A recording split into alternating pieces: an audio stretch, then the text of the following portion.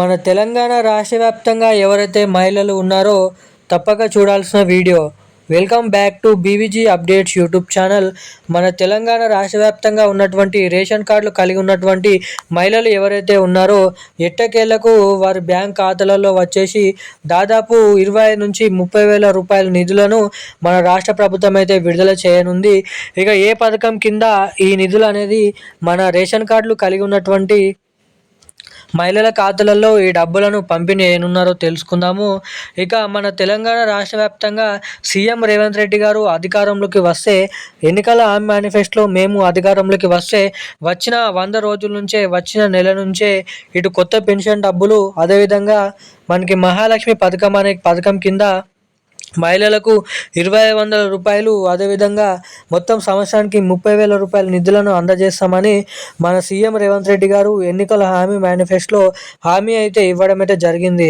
ఇక తీరా హామీ ఇచ్చి ఇప్పటి వరకు అధికారంలోకి వచ్చి 2.5 సంవత్సరాలు అయిపోతున్నప్పటికీ ఇంకొక 3 నెలలు అయితే మనకి మూడు సంవత్సరాలు అనేది జరగడం అయితే అవుతుంది. ఇక ఈ సంవత్సరాలు అయిపోతున్నప్పటికీ ఇచ్చినటువంటి హామీలు ఏవైతే ఉన్నాయో ఈ కొత్త పెన్షన్ల పథకము, మహాలక్ష్మి పథకం కింద మహిళలకు 2,500 రూపాయల పథకాలు, ఈ 2 పథకాలు ఇప్పటివరకు నెరవేర్చలేదు.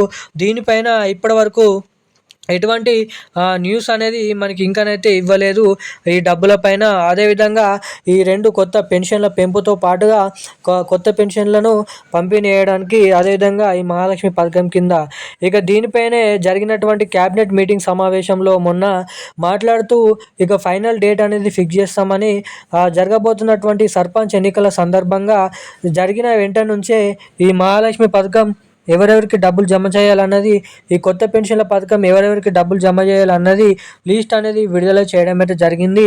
ఇక పూర్తి వివరాలు అనేది మనం ఈ వీడియోలో అయితే తెలుసుకుందాము.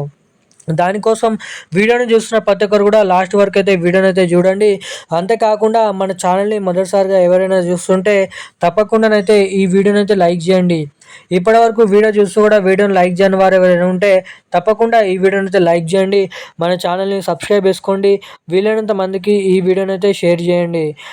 ఇక మనమైతే ఏమాత్రం లేట్ చేయకుండా అప్డేట్లకు వెళ్ళి పూర్తి స్థాయి సమాచారం అనేది తెలుసుకోవడానికైతే ప్రయత్నిద్దాం.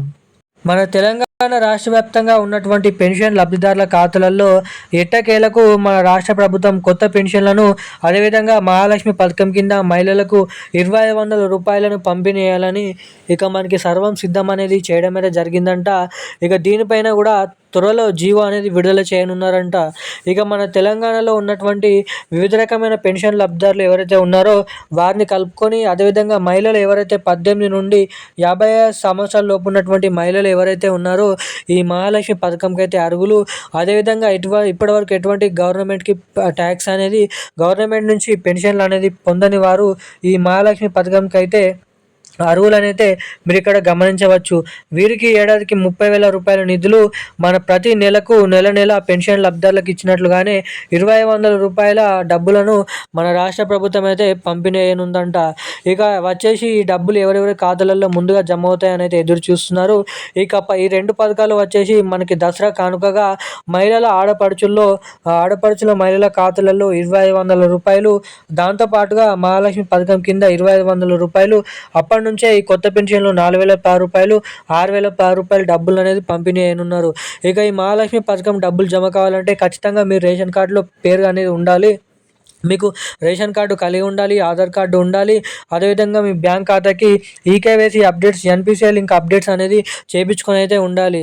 సో ఇవన్నీ చేయించుకొని రెడీగా ఉన్నట్లయితే దసరా కానుక కింద మీ ఖాతాలలో ఈ డబ్బులను అయితే జమ చేయనున్నట్లుగా అప్డేట్స్ అనేది ఉండడం అయితే జరిగింది. ఇక ఈరోజున్న భారీ అప్డేట్స్ అయితే ఇవి. Thank you guys. జై హింద్.